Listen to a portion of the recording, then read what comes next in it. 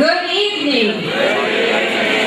I want to tell you that there is nothing better than to be in my hometown on a Friday night with my neighbors, my friends from the national level, and my friends from the global community. Does it get better than that when this community gathers? No.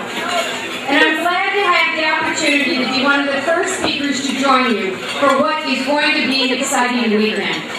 I want to thank Jim Zogby, who has always pulled this community together and who has created a presence for this community at an international and national level. And thank him for all the work he does. And look at this room and see its success and know why we are here. And George, thank you. You're wonderful. And I'm a woman, and I'm going to thank Helen Samham because we all know how much the women do.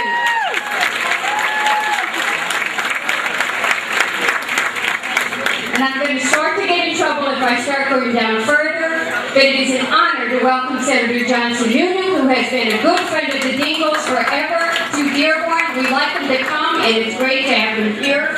And Senator Stabenow has walked in, and we have a wonderful leader in her, and I'm glad to be with her. And I have to acknowledge my ambassador friends, who I do so much with in Washington. It was really exciting when I saw them come in the door.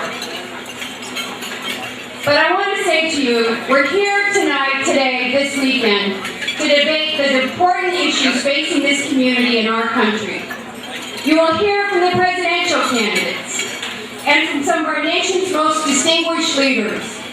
I urge you to take this opportunity to talk about what is important to you. I want to also take a minute to recognize the conference organizers, the Arab American Institute, and the National Network for Arab American Communities, both of which are held in high regard across this country. The partnership between the Institute and the network is a valuable one for the Arab American political empowerment because it combines two very important aspects of political organizing: mobilizing at the local level to affect change in your community, paired with networking at the national level so that your voices can be heard and amplified. I've seen the American community grow and progress over the years. I've worked with so many of you, and there's much to be proud of. Institutional successes like the Arab American National Museum, and Senator Sununu in the United States Senate, and Ish Ahmed in the cabinet of Governor Granholm. It is great, it's something to celebrate. But most of all, you can be proud of the strong and vibrant community voice that's demonstrated here today.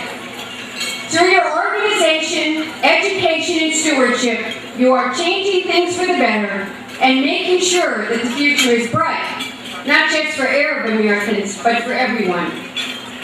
You know, I look at this room and I think of a lot of Octobers. We've had some interesting times, and there have been some pretty intense ones. And actually, I was in this room during the presidential primary nominating season. How many remember when Chuck Hagel spoke to this community? In this room. My message to you tonight is to remember your strengths, your passion, your energy, and your caring. Stay united. Make your perspective heard. Don't let yourself be divided. Because when this community is united, they have to listen. And the message of this community is too important to be ignored. And its outcome is the future of this country and the world. And you must ensure that your message is part of the 2008 presidential election cycle.